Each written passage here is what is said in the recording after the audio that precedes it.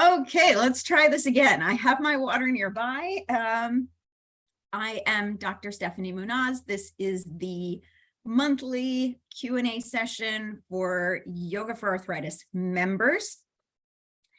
And I'm thrilled to be here with you all, those of you in person and those watching the recording, and anyone who might be joining us.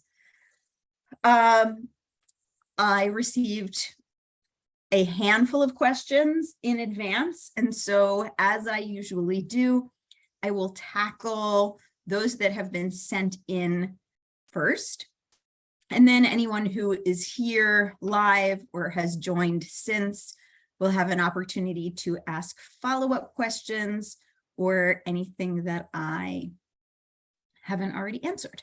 Okay, so I'm going to jump in here to my list. And it says, okay, here's the question. I have a question for Dr. Steffany, but did not know where to send it. Could you help get her my question? I was wondering if Dr. Steffany has heard of losing weight as a side effect of arthritis. Okay, so I'm going to put that into the chat just so you can see what the question is.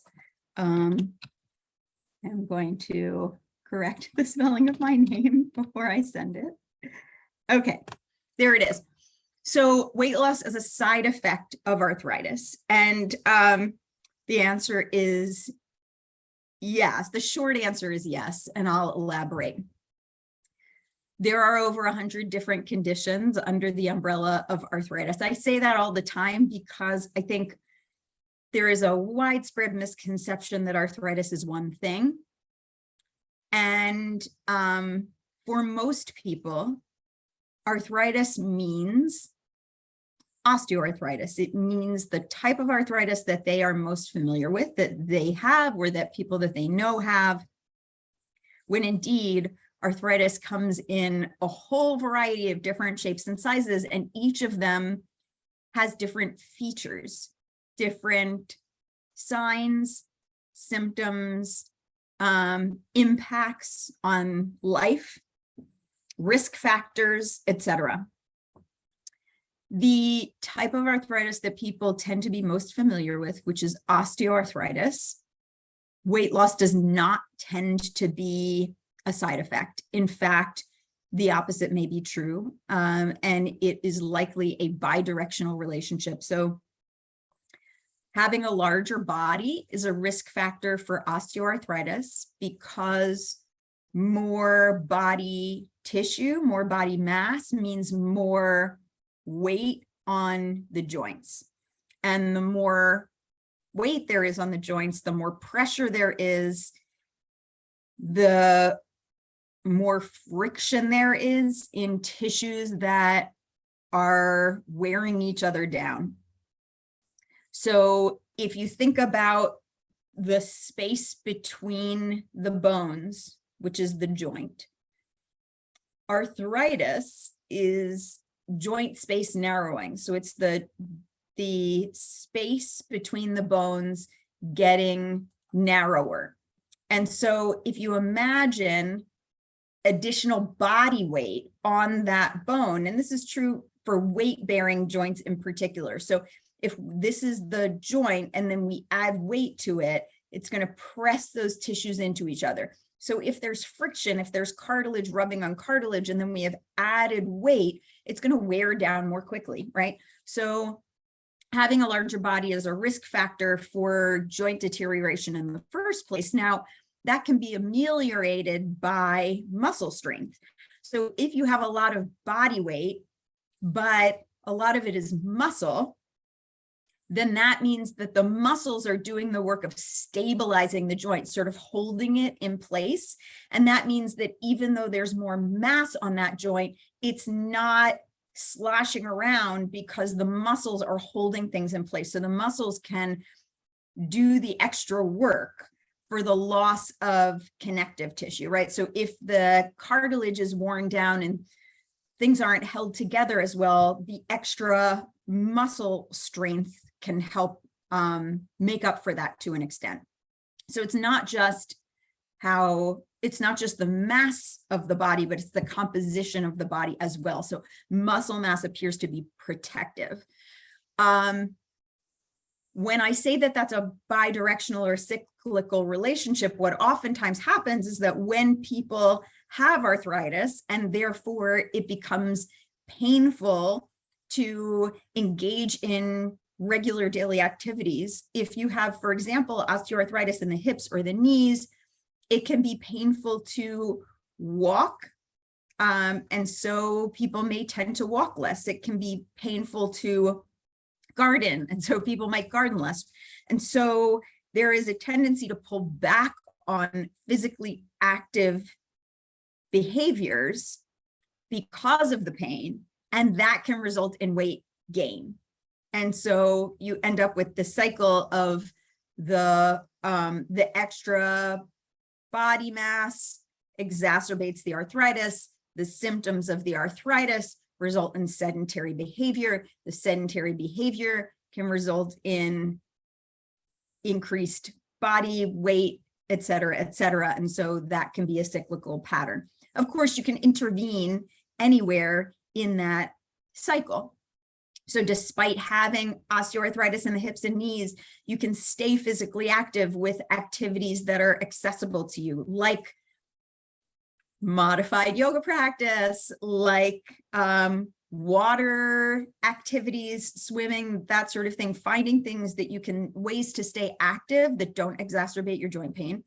You can make changes in your diet, nutrition, and that can account for the reduction in your physical activity and not result in increased body weight. You can work on strengthening the muscles surrounding the joints to help stabilize the joint, and therefore any increase in body weight is muscle tissue and therefore not likely to result in increased arthritis symptoms. So there are a whole bunch of ways to intervene in that cycle, but the relationship between osteoarthritis and body weight tends to be cyclical and positive.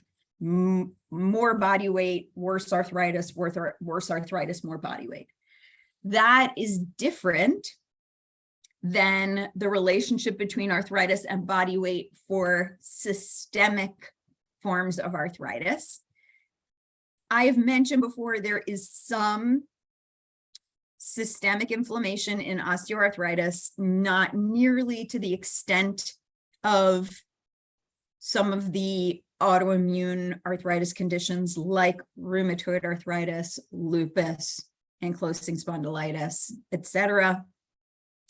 For these conditions, there may actually be weight loss that is a feature of them, partly due to a phenomenon called cachexia. So the immune system is wearing down the joint tissue. So instead of mechanical pressure wearing down the joint tissue, it's the immune system that's going to the joint and beginning an inflammatory process of deteriorating the joint tissue. Depending on the specific type of arthritis, the variety of tissues that are involved may be different. There tends to be more organ involvement in lupus. In the spondies, it's the spine that's involved and not synovial joints. In rheumatoid arthritis, it starts with the synovium. So the specific tissues that are involved depends on the particular form of arthritis. But some of these systemic forms of arthritis, other tissues can get involved, right? So it's not just limited to the cartilage, for example. And one of those tissues is the muscle. And so for some of these conditions, it's possible that the immune system begins to deteriorate muscle tissue. And if your body tissue is getting deteriorated, that can result in weight loss. It's not the type of weight loss that we want. We don't want to lose muscle tissue. Losing muscle tissue decreases physical function, decreases the stability of the joint, right? I was just talking about how muscle mass can be protective in arthritis. So for people who have something like lupus and are losing muscle tissue, there really should be an emphasis on what can be done to maintain muscle tissue to the extent possible. It can be really challenging. There is also something called cachectic obesity. I do not love the term obesity for a variety of reasons, but that's the medical term for losing muscle and gaining fat so that your body size doesn't actually decrease because the muscle tissue is getting replaced by fat tissue. And there may actually even be an increase in weight, even despite the loss in muscle tissue. So this is complicated, but so you can see the short answer is yes, it's possible to lose weight as a side effect of arthritis. The type of arthritis that most people have, this does not tend to be a feature. If you have arthritis and you're losing weight, you should see your doctor. If you believe you have osteoarthritis and you're losing weight, see your doctor just to verify that you don't also have some other condition. It's possible that you have osteoarthritis, but then you also have some other condition that's completely unrelated to the arthritis that is the reason for the weight loss. People who have depressive symptoms can either have weight loss or gain. And so that's an example of how it could be a completely different condition that's responsible for the change in weight. And there's a relationship between arthritis and depressive symptoms, especially the inflammatory arthritises.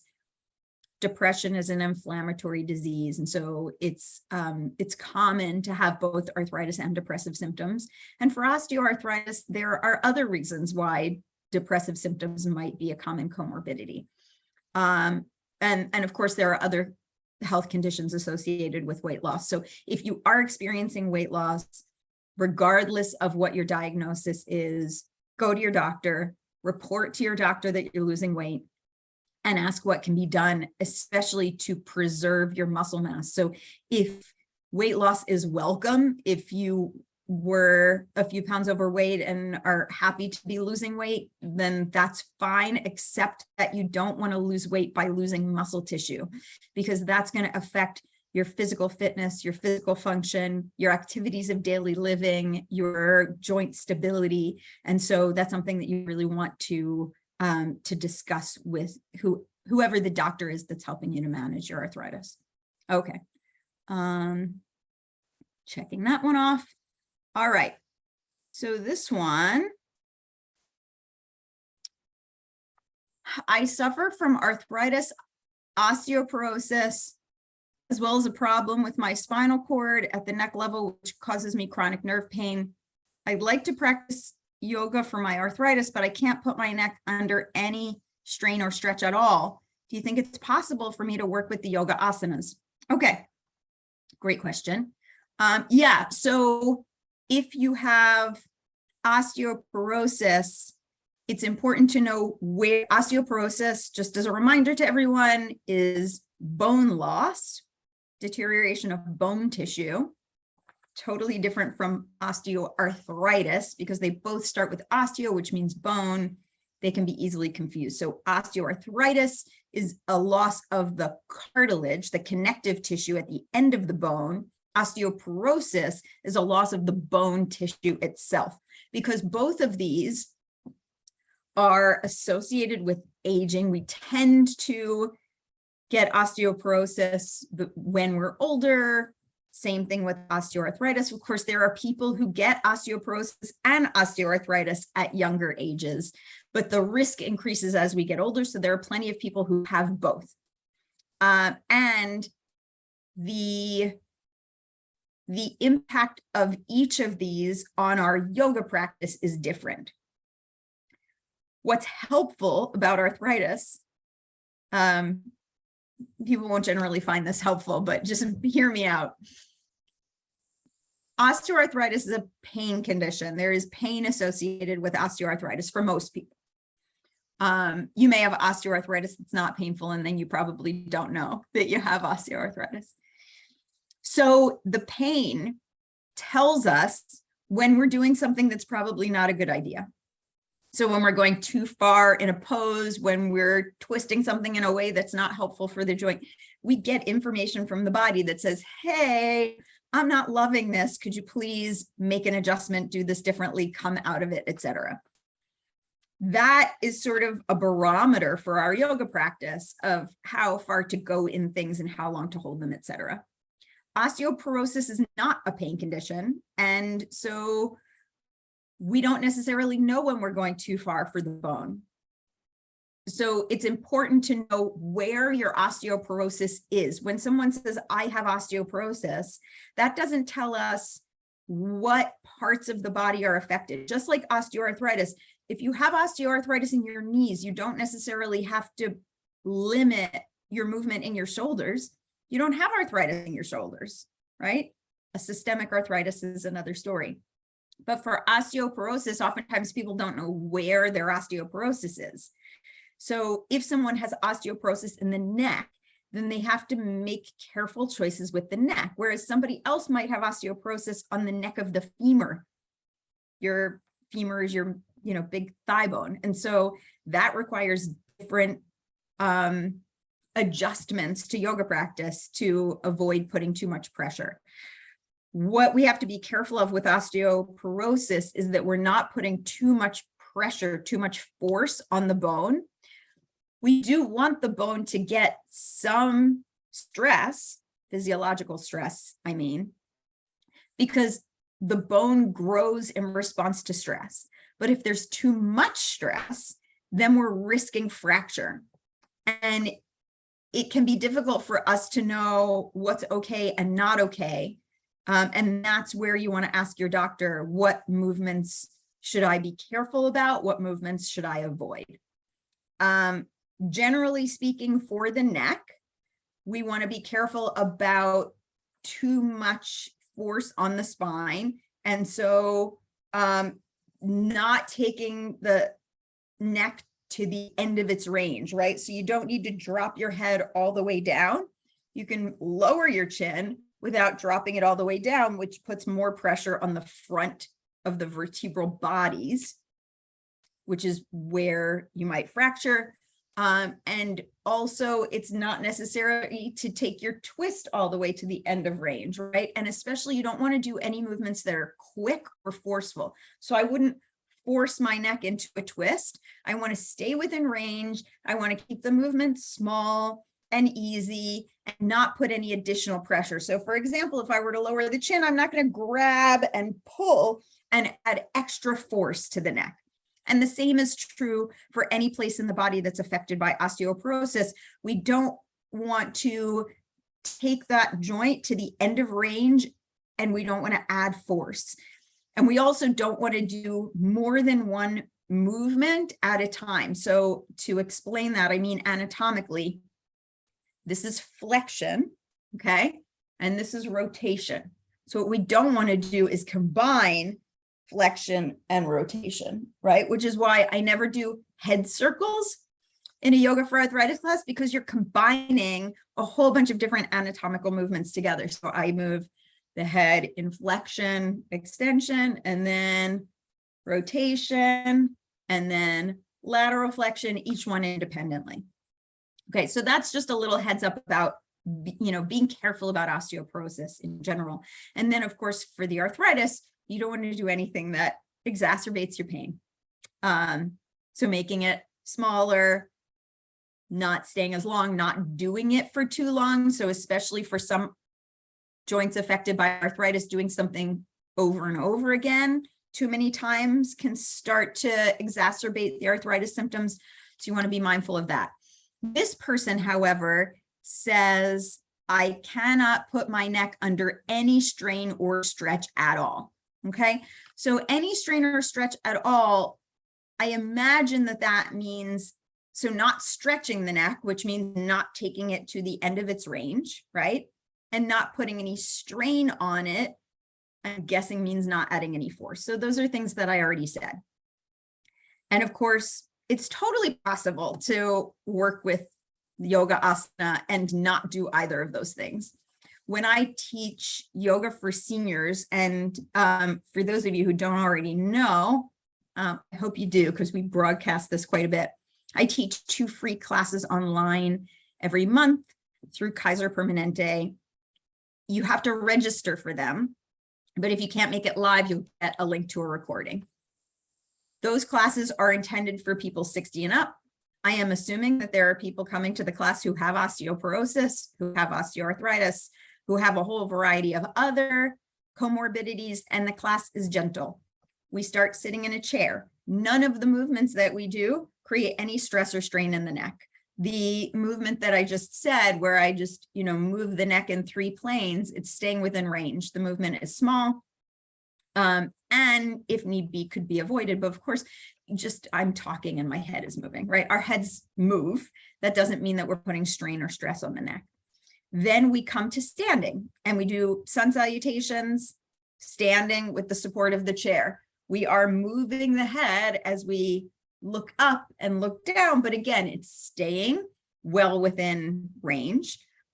We do some standing poses. So again, no stress or strain on the neck. We come back to the chair and we do some stretching and relaxation. For relaxation, if someone's going to do it sitting, I recommend that they put some support behind the neck and rest their head against the wall, or they can lie down on the floor with some support under the neck. There are definitely yoga poses that would be contraindicated for somebody who had osteoporosis or osteoarthritis of the neck, right? Fish pose, for example, comes to mind as something you absolutely would not want to do. I mean, I don't want to do that myself anymore, but you putting pressure. There are ways to modify fish so you're not putting pressure on the crown of the head while the cervical spine is in extension. So you could do a supported fish, for example, and that would be fine. I also wouldn't do something like headstand or shoulder stand, right? So there are definitely poses to avoid. You're not going to find those poses in a gentle class. You're not going to find them in a yoga for arthritis class. So if you want to practice asana and you have osteoporosis and osteoarthritis of the neck, then you're going to want to look for classes and teachers who are trained in accessible, safe, appropriate yoga for those conditions.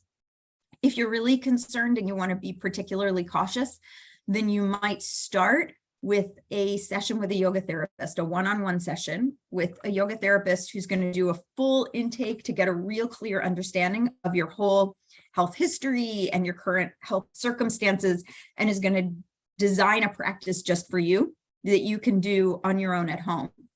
A yoga therapist can also teach you how to modify yoga practices so that you can go into any yoga class and you know how to take care of yourself. So for extra caution, you may want to work with a yoga therapist, and you can go to iayt.org, and there's a function on that page, find a yoga therapist. So you can find somebody near you or somebody who can work with you virtually. You can also book a private session with me. So that's arthritis.yoga/bookings. And I'm happy to give you some individualized guidance. And then just look for classes that are appropriate for you. So I would say yoga for seniors. Even if you're not a senior, you can do a yoga for seniors class. I have of all ages come to my yoga for 60 and up. Yoga for seniors, gentle yoga, therapeutic yoga, yoga for arthritis and chronic pain. Okay, so those are just a few kinds of classes that you can look for, and you might want to contact your local yoga studio and say, I have osteoporosis and osteoarthritis in my neck. What do you offer any classes that would be appropriate for me? So ask local studio about appropriate classes or teachers. So they may have teachers that are trained in therapeutics that might be able to offer you some guidance. So the answer is yes, you can practice asana with osteoporosis and osteoarthritis. Oh, and she also mentions problems with the spinal cord at the neck level that cause nerve pain. So that's another situation where you're going to get feedback. If you're doing something that is exacerbating your nerve pain, then you want to adjust that. And so with asana, there are endless ways to modify. Anyone who's done the level 1 teacher training knows that we look for the essence of the pose. What is this pose supposed to be about? What are we trying to accomplish? And how can we adapt the pose so that it's safe and accessible and still aligned with the intention of the pose? So for example, if child's pose is intended to be restorative and surrender, relaxation, therapeutics, rest, it's not for everybody. For a lot of people, it's not accessible at all, especially people who have arthritis in their hips and knees. So what would be a version of chair pose that would allow us a sense of surrender and calm and a break during yoga practice that that may look differently in terms of the shape of the pose, but that honors the intention of it. And so you want a teacher who can work with you in order to find those versions. There is no one who has a body who can't do asana. It's just a matter of what are the asana and how are they executed that ensures that it's safe and appropriate. Okay. I'm going to check that one off. This one. Okay. I've had someone who thought she had AS, that's an ankylosing spondylitis, or one of the spondyloarthropathies, and then through a recent MRI has been told it's actually neuropathic pain caused by synaptic dysfunction. So she's asking whether yoga will be helpful for this, as she's in our Yoga for AS Facebook group and she messaged me about it. Okay. So, so I'm going to just highlight this copy. Oh, I should have pasted the last question in there too. So I'm pasting this in here. All right, so let me just back up a little bit and unpack some of what's in that. This is someone who was initially given a diagnosis, or maybe not a diagnosis, but thought that she had a form of arthritis that affects the spine. And after a recent MRI was told that it's neuropathic pain. So to clarify, neuropathic pain, as it sounds like, is pain related to the nervous system, neuro, and oftentimes, so neuropathic pain would be something like a pinched nerve or an issue with the nerve tissue or the signaling in the nervous system, anything that's related to the nervous system. And of course, pain is in the nervous system, but the primary cause is rooted in the nervous system. That's neuropathic pain. It says here that that neuropathic pain in particular is caused by synaptic dysfunction. Okay, so it's not a pinched nerve or an irritated nerve. Synaptic dysfunction, as it sounds, is when there's dysfunction in the synapse. So the synapse is the space between nerve cells. Okay, so there are two nerve cells and there's a space between them, and the signal jumps from one to the next, and that's how you get a nerve signaling. When there's synaptic dysfunction, that means that there's an issue in the transfer of information from one cell to the next. And I'm not going to get into the complexity about how nerve signaling happens biologically, except that when there's synaptic dysfunction, there is a biochemical issue. Okay, so there are ways that the information has to travel that are associated with chemicals that are not functioning properly. Okay, I think that that's a decent overview. So there's some biochemistry that has gone awry, and because of that, the nerve signaling is not happening correctly, and there's pain that's associated with it. This is actually Synaptic dysfunction is common in some forms of dementia, like Alzheimer's disease. You can have synaptic dysfunction that's not associated with dementia or memory loss, but I did get confirmation that for this particular person, memory loss is a feature. I think that this individual is asking whether yoga will be helpful for the pain, for neuropathic pain. But I also want to mention the memory loss part of it as well. It's somewhat, it has some overlap with traumatic brain injury, which some of you know that I have experienced personally. And so I have a professional, but also a personal opinion about this. Of course, I'm going to say that yoga can help. And again, it's what yoga, how, because yoga, depending on how it's done, can be helpful or harmful. And then I would say that if it's harmful, it's not yoga. So there are yoga practices that help to change the functioning of the nervous system. I don't think that there has been sufficient evidence to say that yoga practice definitely changes the biochemistry of nerve signaling. I just don't think that research has been done. I think it's helpful to share this little bit of wisdom, which is that lack of evidence is, where's my unequal symbol? I don't know how to do that. Unequal to evidence of lack. Okay, I'm going to say that again just to explain its meaning. So a lack of evidence means that we don't have evidence about something. Evidence of lack means we have evidence that it doesn't work, right? Those are different things. So maybe yoga improves synaptic function, but nobody's measured it yet. So we don't know that it's true. That's a lack of evidence. Lack of evidence doesn't mean it doesn't work. It means that we don't have the evidence yet. Evidence of lack means it's been studied and it doesn't work. Okay.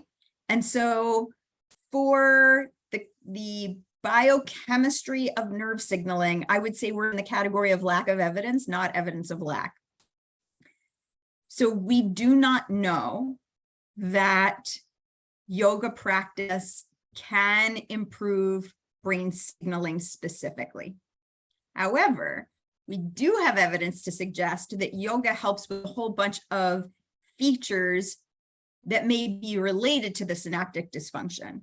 One is that we do have evidence that yoga can improve neuropathic pain because we have studies that show effectiveness of yoga for non-specific pain and a variety of different pain conditions. Now, the mechanisms are probably different depending on the type of pain, but there are a variety of different practices in yoga. And so what are the effects of meditation on pain? What are the effects of breathing practices on pain? What are the effects of progressive relaxation on pain?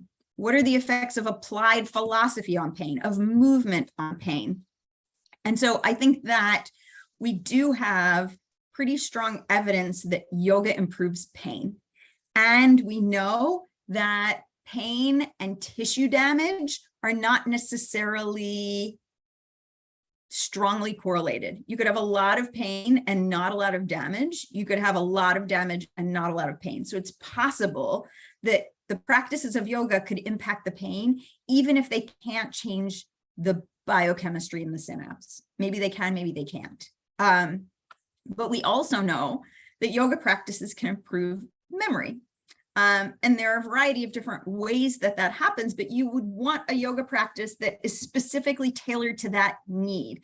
There's an organization called Love Your Brain Yoga. I think that's what it's called. And they do a lot with brain conditions, neurological conditions, traumatic brain injuries, etc. And you might be interested in looking at some of what they do. And Love Your Brain Yoga doesn't necessarily deal with injury. And so you want to make sure that the yoga practice is safe and appropriate for your specific issue. So as I recall, I believe that the synaptic dysfunction is related to a prior injury. I don't have that information here in the question that was posed to me, but I seem to remember that from a prior conversation. So if there's a neck injury, and especially if that neck injury has had an effect on the nervous system and there's the proximity of the spinal cord, you want to be really careful. And so there are things you can do to help improve memory, but you don't want to do that at the expense of the health of your neck. So I really think that ideally you're working one-on-one with a yoga therapist who specifically has additional training in how to work with neck injuries.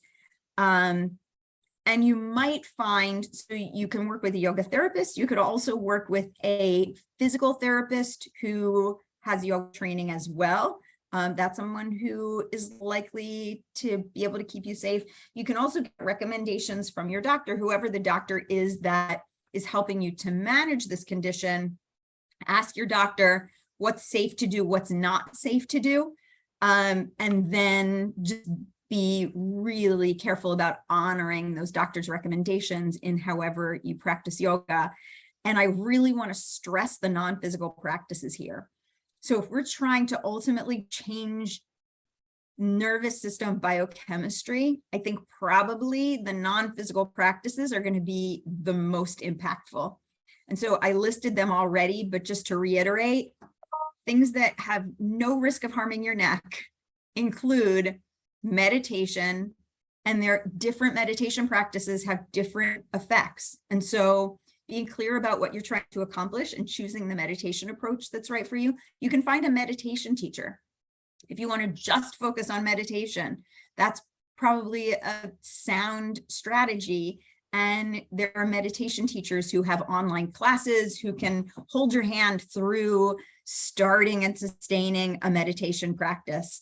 The other non-physical practices, restorative poses, yoga nidra, progressive relaxation, breathing practices, especially breathing practices that slow and calm the nervous system, would all be advisable. And of course, you want to move too, because movement is important for the health of your body and your brain function. And so incorporating movement that's safe and appropriate is going to be sound also. You may not want to engage in a standard yoga practice that doesn't take those things into consideration. Okay. Okay. And then I made a note here that I would talk about money and energy. And I'm not sure why that I said I was going to do that, but I will do that. Maybe it's because some of our prices went up recently for our trainings. I mean, prices are going up everywhere, right? In a lot of places in the world anyway, and that is partly a result of supply chain issues related to COVID. It's partly due to disruptions in the supply chain and the general supply of things due to the war in Ukraine. There's some serious inflation happening in some parts of the world, and there are a variety of reasons why that may be the case. The result is that things are costing more, and things are costing more in a way that is outpacing wages.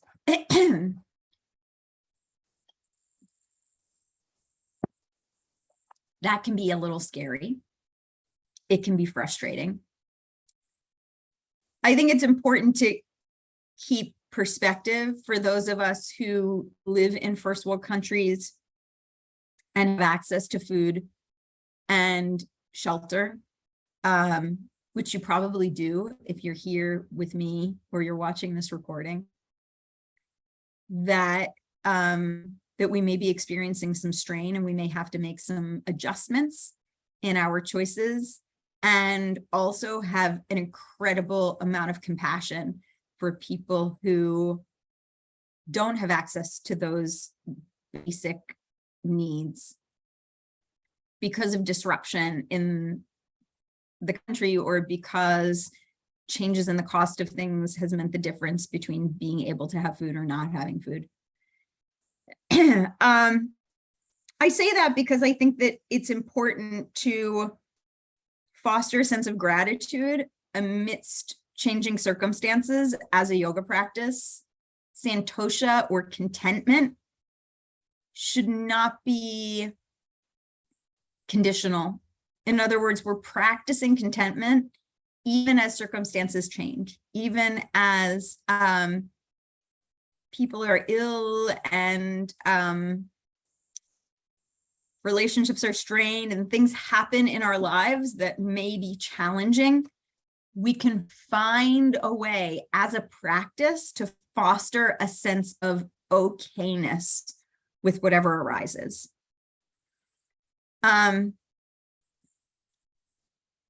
And we also want to make smart choices. And so I think that there is the sense of contentment to try to foster even as circumstances change, and also discernment, which is a yoga practice about what are right choices for me in this moment, given the circumstances as they are, and being facile with that in the choices that we make so that our thoughts, words, and deeds are in alignment. The increase in the cost of our trainings is for a variety of reasons. One is we haven't changed the prices in a long time, and they are not on par with other similar trainings. And frankly, our trainings are excellent. They're evidence-based, they're well-designed, they have strong alignment with competencies and robust assessment in line. And they're taught by people who have lots of experience and are excellent. And so we want to value the work that we do and have it be an equal exchange of energy. So the energy that we're putting forward into the world,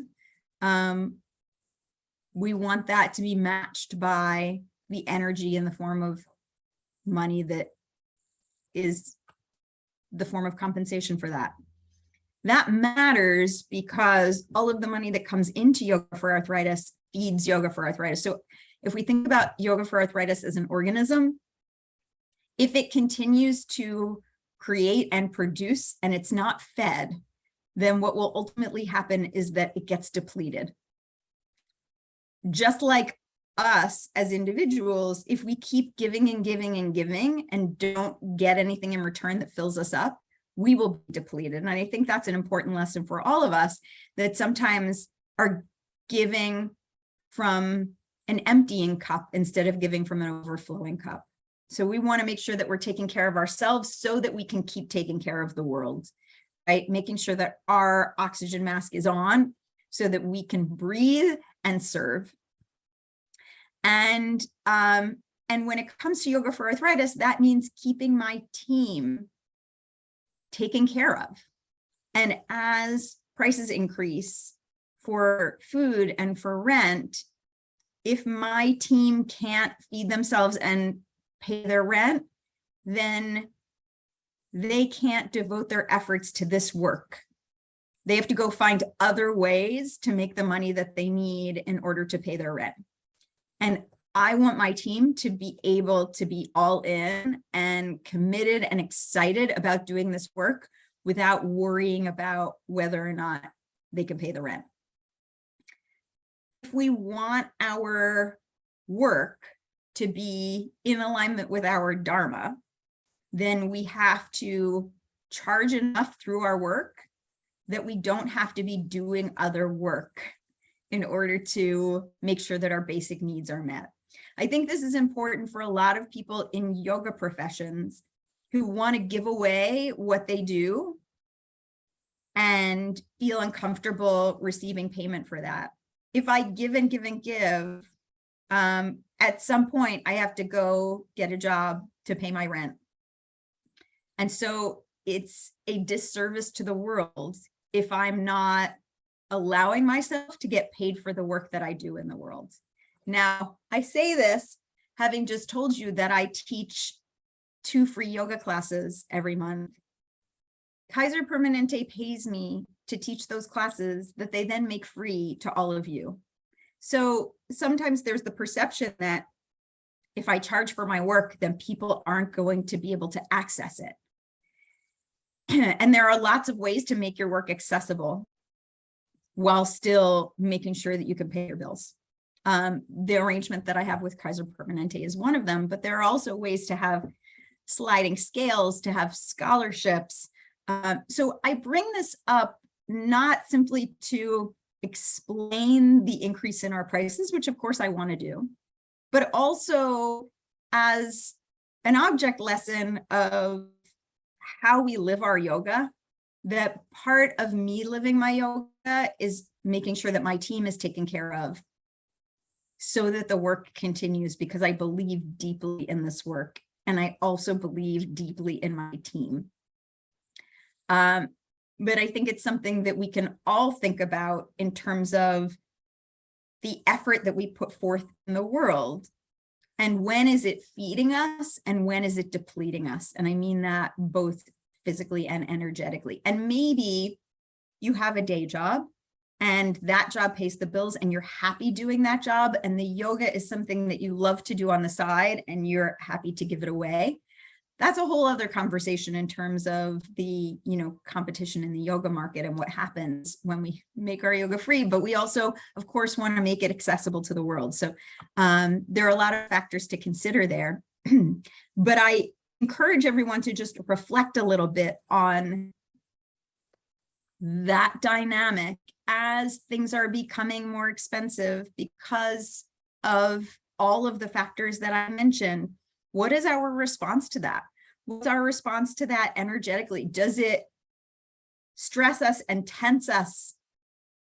Does it make us feel a sense of lack? Can we recognize that we are whole no matter what the circumstances? And can we also make choices in order to take care of ourselves and the people around us? So no direct instruction there, just food for thought, something to contemplate from a philosophical perspective. Okay, Judy, I see that you are here live and muted. And so if you had a question that you wanted to ask, I'm happy to answer it if you want to unmute to do that. You can also turn your camera on if you want. Oh, thank you for inviting me to ask a question. I didn't really have one. Everything that you've told me so far is wonderful in terms of today, and I didn't come in prepared with a question, but if you could just talk a little bit what you just talked about in terms of pricing. I do struggle with that a lot because I know that the people in my community can't afford a lot, and I really want to give to the community. So I struggle with how much should I charge, and I know in trying to manage a sliding scale, people will always slide down to the bottom is my fear, because that's really what they can afford. And so I struggle with that. So if you could come up with some words of wisdom on how to figure out how much to charge, either for private classes or group classes, that would be helpful. So Judy, is it your experience that people slide to the bottom of the scale, or is it your fear that people slide to the bottom of the scale? Okay, I think it's more of a, not a fear, but an assumption that's what, because that's what I would do. It's like, well, if I can get it for free, why would I pay? That's just my own. Well, logic. Okay, so humor me for a minute while I go down this road. You just said, if I could get it for free, why would I pay? And so I want to ask you that question. Why would you pay if you could get it for free? What are the reasons that someone might pay, even if they could get it for free? I guess they would pay because they respected the person and they wanted to honor them, honor the work and effort that they would be exerting for me. Yeah. That would be probably the way. If I valued what they were doing, then I would want to give them something. Yeah. And so you can frame it that way. You can say, I love doing this and I want to keep doing it. And your donation or payment or whatever it is allows me to keep doing this. It pays for the space, it pays for my training, it pays for, me to stay current on best practices in the field. It pays for the time that I put into this work. And I am incredibly grateful for the energy exchange with you, that I'm giving my energy to you and you're giving your energy back in the form of money, which you earned through your energy. I mean, you don't have to say it that way, but I think finding the language to express that, to help people reflect on how much do I value this and what is a payment that reflects the value and that's in alignment with what I can do. And there are some people who, so there are donation-based studios that do really well. And I think it does depend on your community and where you are. And, people go through hard times and things are more challenging. And then hopefully when things get better, they're able to be more generous. You can also choose to, you can charge and then choose to give part of what you earn back to your community in a way that helps to support your community, but also ensures that you're getting paid what you're worth so that you can keep doing the work. In terms of what to charge,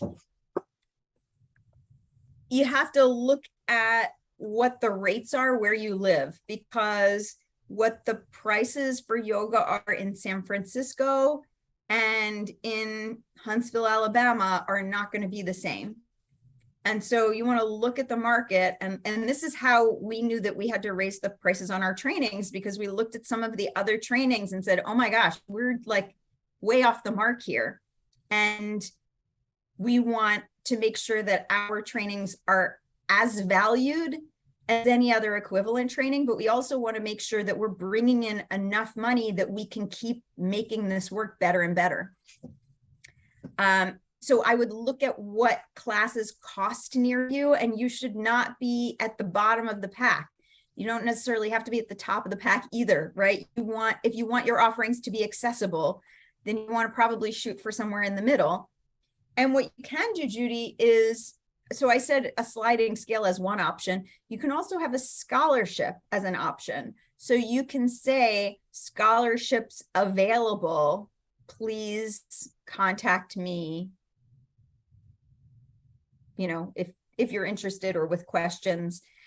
So what you might do is, if you want to maybe give away 2 passes, and I don't know where you teach or what the circumstances are and what capacity you have to do this, or if you want to offer a discounted rate for certain people, ask them to apply.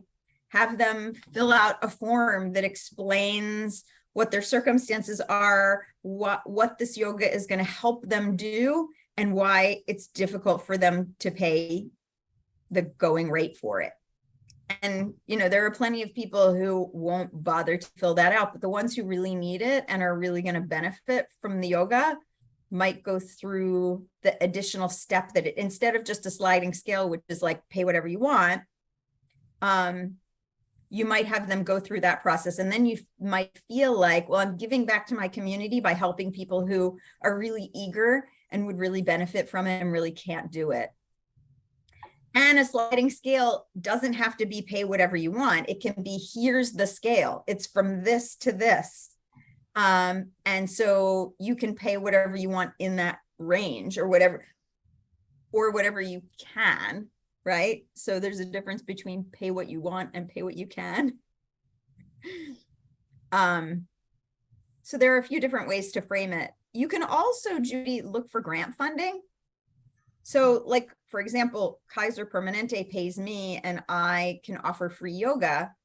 There are local organizations that might be willing to provide the funding for you to offer a free 6-week series to people in need. And then they get the good press of making yoga available to people in the community, and you get to offer it for a free or reduced rate. So those are some strategies. You also want to think about whether yoga is your life's work or whether it's your service. So if it's your life's work, it has to pay you. And if it's your service, then you're getting paid doing other things, and yoga is the way that you give back to your community. And so that's a little personal reflection on, what is yoga in my life.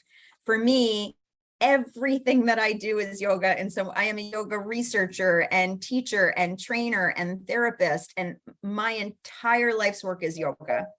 And if yoga didn't pay me, then I would not be able to eat.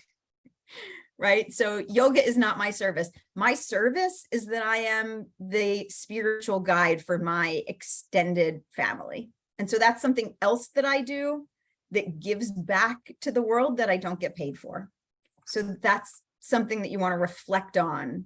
I What don't have is to your reflect yoga? on it. I already know the answer to that one, because when I started, it was a service and I was working, but now I am retired, and this is the only thing I do to earn some money. So now it's become my work, my life, Yeah, my life yeah. support. So I So love that concept. great. Okay, I am going to another meeting, but I hope I gave you some things to think about, Judy, that may be helpful in making some of these decisions. And I'm happy to chat more about it if you'd like. Oh, great. Thank you so much. All right. Thank you. Take care. Have a great weekend. You too. Bye. Bye-bye.